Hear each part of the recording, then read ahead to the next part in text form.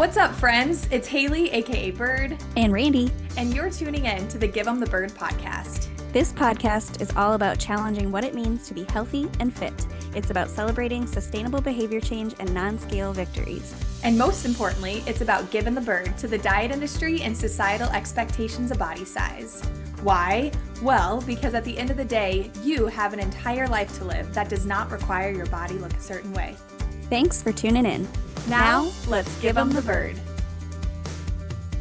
Hello, everyone, and welcome to Season 3 of Give 'em the Bird podcast. Whoop, whoop. I'm going to need to add in some sound effects there. We are so excited to be behind the mic talking all things GTB. We have so many amazing things in store for you, so many new updates, amazing stuff. But first, and most importantly, I want to take some time to welcome our new co-host on to GTB, Randi Beranek. Randy! Yay! Oh my gosh, I'm so excited to be here, and I'm super nervous. Yeah. So for folks who are listening, Randy and I just spent like 5-10 minutes just like, I'm really hot. I'm really nervous. My palms are sweaty. We're like, what the fuck is happening right now? But it's all an excitement because this is literally our first time recording together. That's amazing. It's wild. Yeah, it's awesome. It's happening. Yay! So I want this episode, we really want this episode to kind of be like an introduction to Season 3, but even more so, just an update on frickin' life. And obviously a huge part of that is going to be introducing Randi and letting her tell you her story, and me kind of sharing why Randi is a fucking unicorn and the absolute dream of a co-host, and why I'm so freaking excited for her to be here on this journey with me. And then we're going to spitball. We're just going to chat about life and what we're looking forward to with this season. But first and most importantly, Randi, I think I like text you or tell this to you at least like 5 times a week. I am so excited for you to be here. Like, it's wild to think that when I, posted about wanting a co-host on the podcast, I kind of had you in the back of my mind. And then I know you're going to share about like what it was on your side, of the screen or whatever. But it's literally just feels so like serendipitous, and the stars have aligned. I think I texted that to you yesterday. Like I'm so happy our stars aligned. So thank you so much for being here, for like joining this journey with me. And you've already had an introduction to how much of a shit show GTB is. And you're perfect. So thank you for being here. Welcome. Yay. So exciting. Thank you so much. I'm curious, like, what was it that kind of sparked your interest? Like on your side of, the Instagram story, what was it that got you interested in being a co-host? Like, why were you like, oh, fuck yeah, I'll do this shit? Like, what was that like for you? That's a great question, because I honestly don't know why it happened for me the way that it did, because it was so unusual as far as how I usually make decisions in my life. I remember the room of my house I was in when I saw your story. I think I was taking some some product photos, and I needed a little break, and I was just scrolling, and I saw your story saying you were looking for a co-host, and you kind of listed some, qualifications, for lack of a better word, and there were so many. Felt like it was so a very elite group that you were speaking. But I just felt like I was like, that's me. Like, I feel like I fit that description. And usually I don't make decisions quickly. I overthink everything. And I just was like, I'm messaging her. And so I replied like immediately, and I was like, hey, I'm interested. Let's chat. And you replied and you were like, oh my gosh. And so that was like so exciting for me.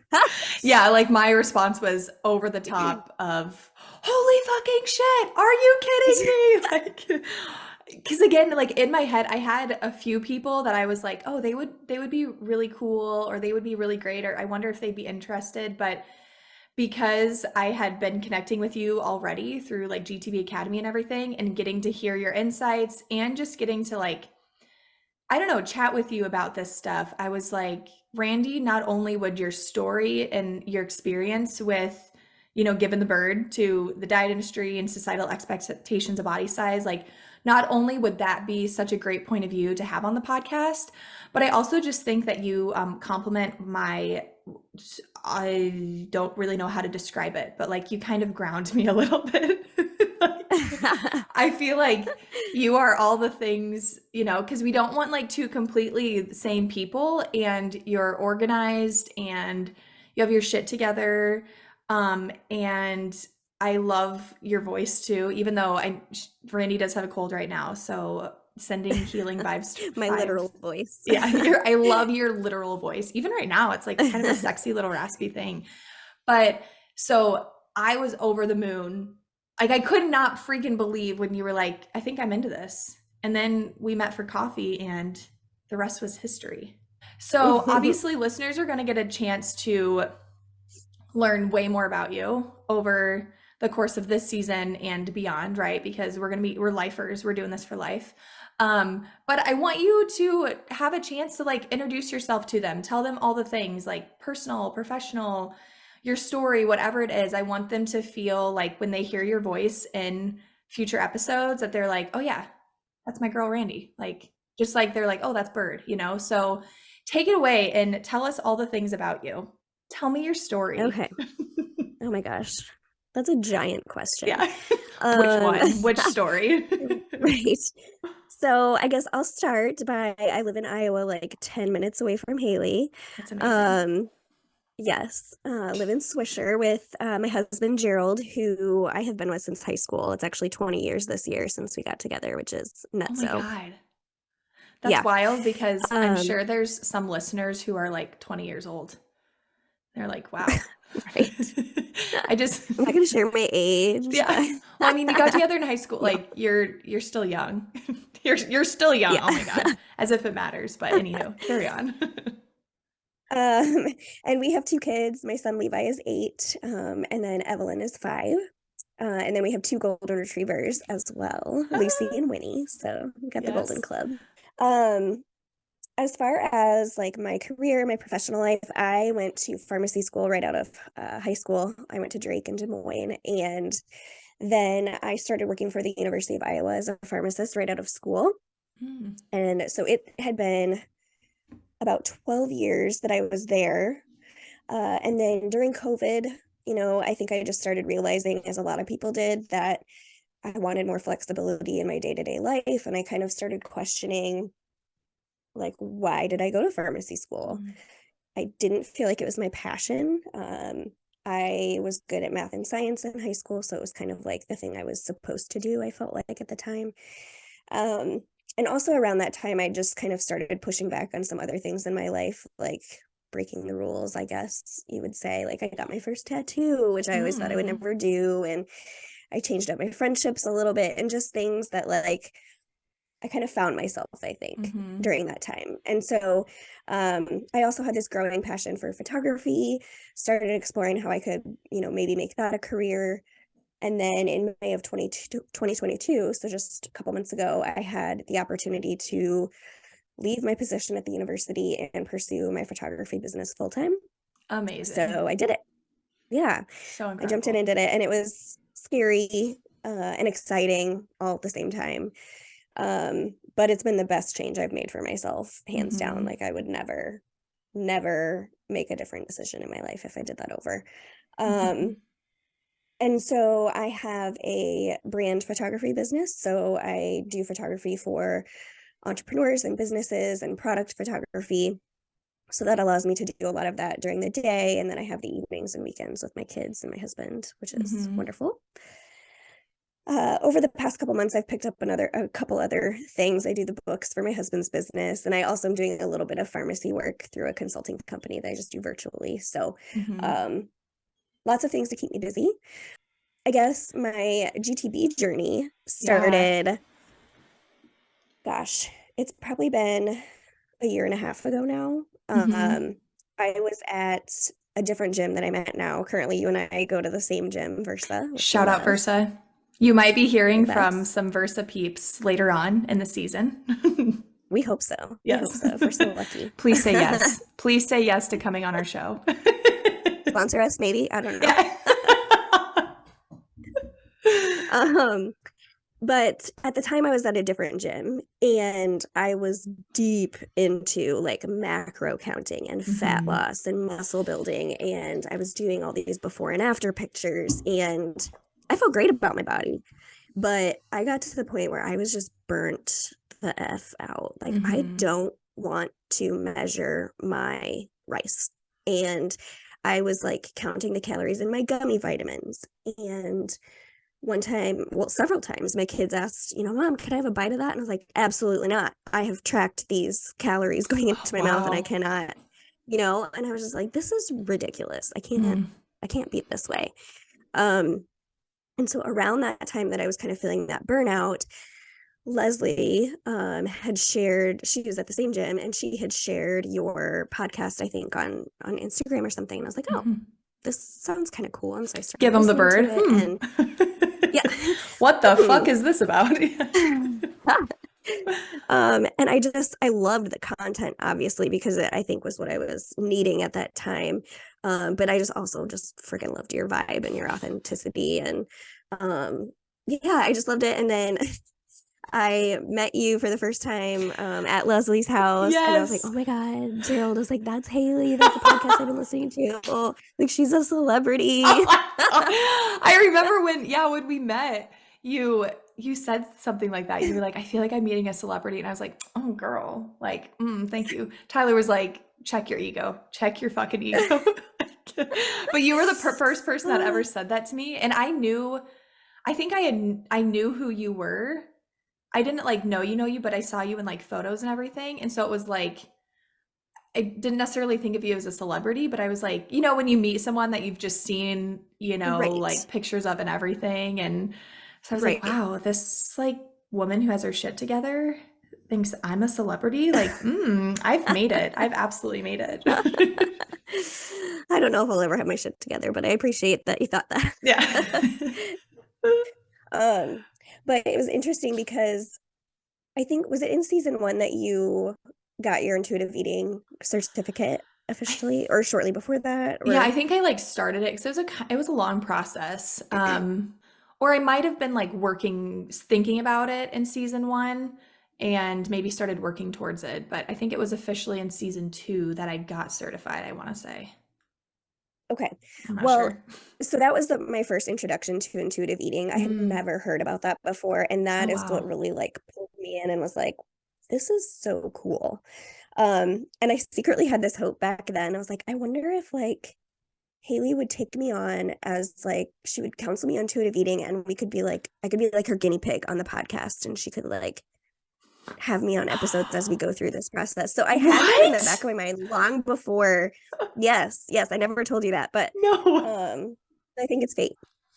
That is so cool. I had never, I mean, that would have been made for a really great season, but you would have bared your soul to the public and would have been a lot to dive into, but I love that. I cannot believe first of all, I don't think I knew that GTB was your first introduction to intuitive eating. And I don't know if I knew that. That's so cool. It was my first introduction to any of like the anti-diet industry. I didn't even know that was like a thing. And so now, having gone through DTB Academy, and just knowing you, I have like changed up my social feeds so that all I see is the anti-diet stuff. I'm not seeing the diet industry stuff anymore, which has been an amazing change. Yeah. I'm curious. So what introduced you to the episode or the podcast GTB? It was my sister's Instagram post. But what was it like? When did you have, I'm curious if and when you had like your aha moment, because you shared like I was tracking like my gummy vitamins and when my kids would ask to take a bite, like, do you remember the exact moment? Like, what was it about it that for some reason in your head, it was like, what the fuck am I doing? Because I feel like so many people, like we do that for so long. And it's so interesting that like one day or one event, all of a sudden we're like, why the fuck am I doing this? And maybe like someone said something or we saw something online or whatever it is. But yeah, I'm just curious, like, do you remember what the kind of the switch was for you or the aha moment was? Yeah, I don't know that there was like one singular moment. I think it was a Mhm. combination of I just was so tired of tracking things. I just couldn't do it anymore. My brain was at max capacity at the time. Um, and so I had wanted to get away from that. I had started not tracking, but still like eyeballing my food. And Mhm. that's kind of when I got introduced to your podcast and the I think it was probably the intuitive eating episode that you did, that Mhm. the first one, that I was just like, this is a thing where I could just like not think all day about what I'm eating. And because, I would, if I knew I was going out to a restaurant, I would eat basically nothing all day so I could save Mhm. up my calories for that. And it was all consuming, it takes over your life. And so the thought of being able to live my life without obsessing about my food was just such a freeing thought. And I Mhm. think that's what really pushed me to pursue it. Mhm. Yeah, it's so weird too because when we're in it, we don't realize how all-consuming it is, I think. Like, Exactly. I mean, how long were you tracking and everything for? Like, how was it like a few months or like a year or I bet it was close to a year, I would mm, say. Yeah, holy shit. it was That's nuts. 365 days of tracking. And it's so weird to think about. I always think, when not only do like what do we get back as a result of like giving the bird or as a result of like practicing intuitive eating or listening to our body or whatever, fill in the blank with a phrase, right? And I think we think about, I get back stress, I get back this feeling of freedom, I get back all the, but like literal time, like physical measurable amounts of time that we get back, because yes, there are ways that tracking can be more time efficient and blah, blah, blah, blah. We're not going to go into that because let's not track food, people. But like, it takes so much fucking time. And especially when you're like just starting it, it's such a process. And so then I think that it leads to even more disordered behaviors. Cause I remember when I would track, I would be like, okay, well, I'm just going to eat the exact same foods. Because if I eat the exact same foods, I can just easily like add instead of having to search the Right. food.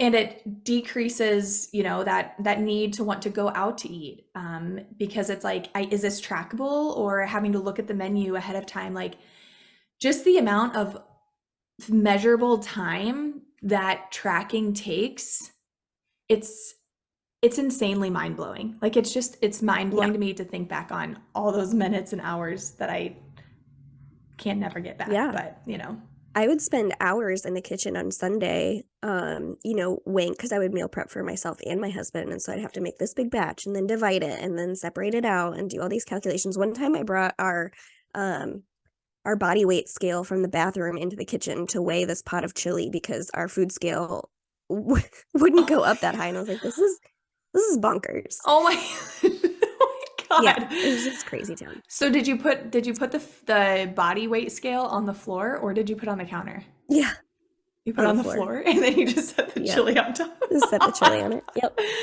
Oh my gosh. So I'm curious, does Gerald still like macro count and stuff like that? He does. He does. Mm-hmm. And we've talked about like GTB stuff and intuitive eating, and I think he definitely sees the value in that. Mm-hmm. But I Totally. just don't think he's gotten to the point where it has affected his life like it was affecting mine. Yes. Um, Yeah. And I think it that's doesn't like, feel like a burden to him.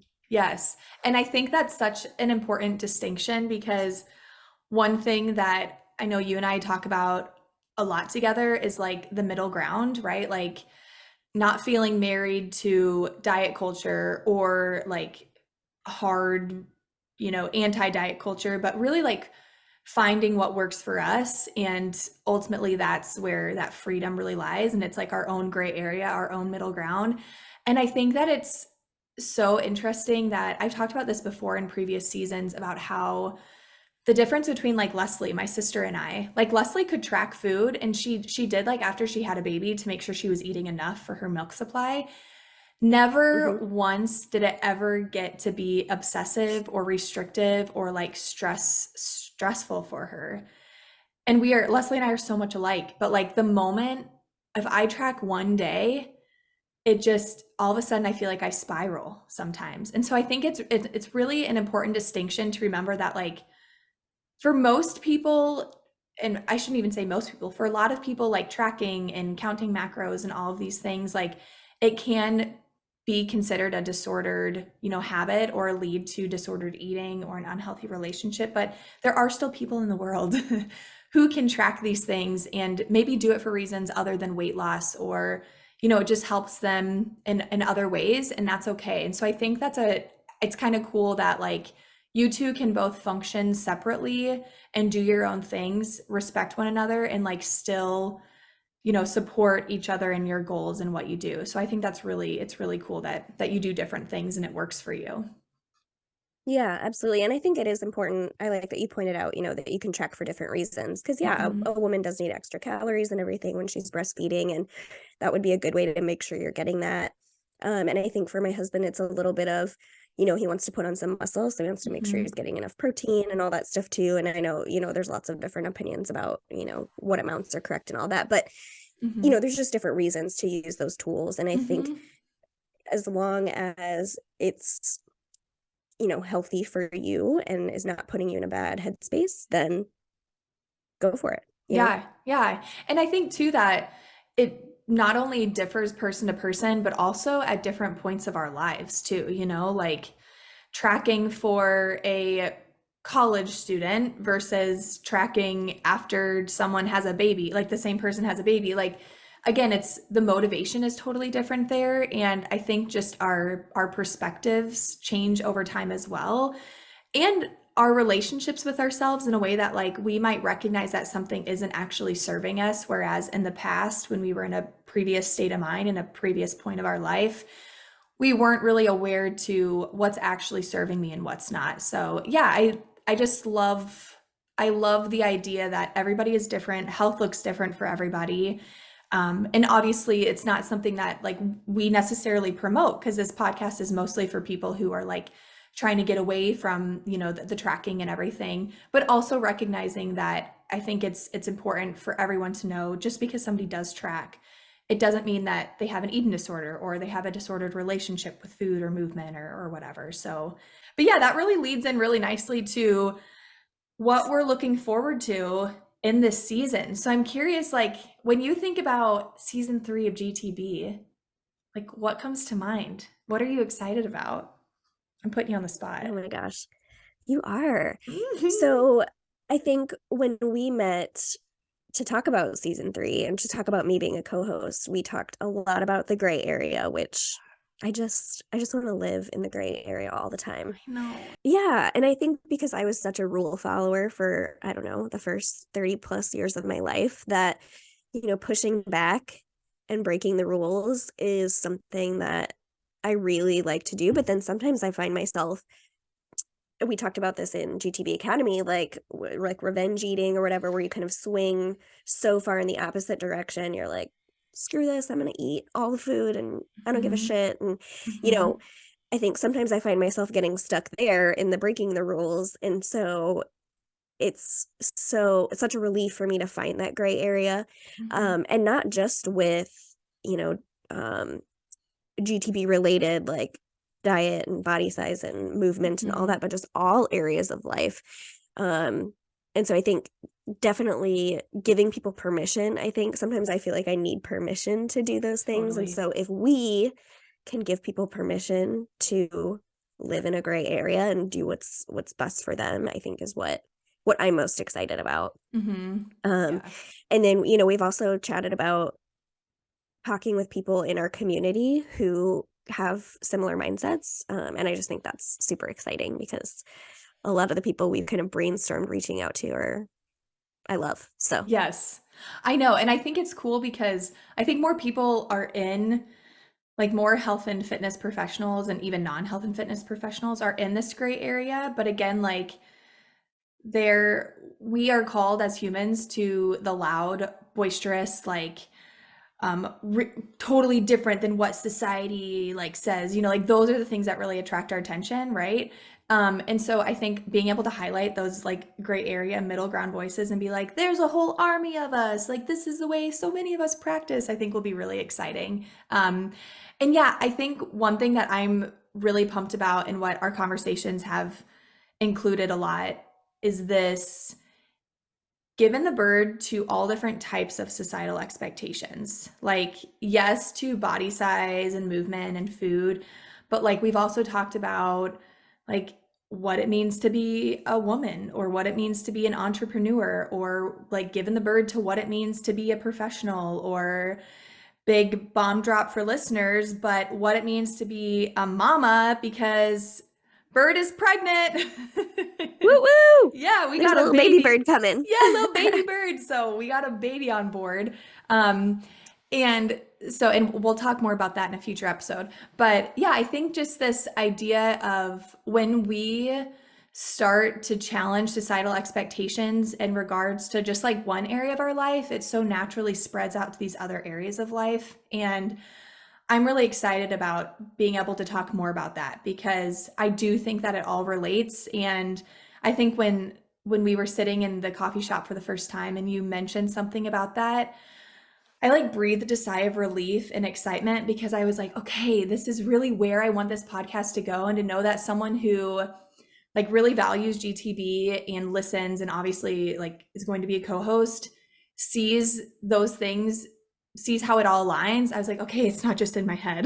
Like, so I'm so Yeah. excited to be able to expand it even beyond the food and movement and just like you said, give people freaking permission to like be Mm-hmm. themselves, do what's best for them, regardless of if it's what society says is right or not, you know? Right. And Yeah. I think it's important for listeners to know that, we are still on a journey too, the progression of this podcast, even we'll probably still be finding things out about ourselves. I honestly, this is probably going to be a little bit of a therapy session for me every time we do this because I'm just going to Same. it's going to force me to think about things a little more and kind of figure out where I'm at on those things. So I Mhm. don't think the work is ever done when it comes to this stuff. No. Because you are changing, your body's changing, things are always changing. So, and it's okay for your opinion on things to change and where you stand to change too. Yeah, I love that you bring that up because originally when I was like, oh, I want to co-host on, not necessarily somebody that like works in the space because I want them to be able to share like a listener point of view.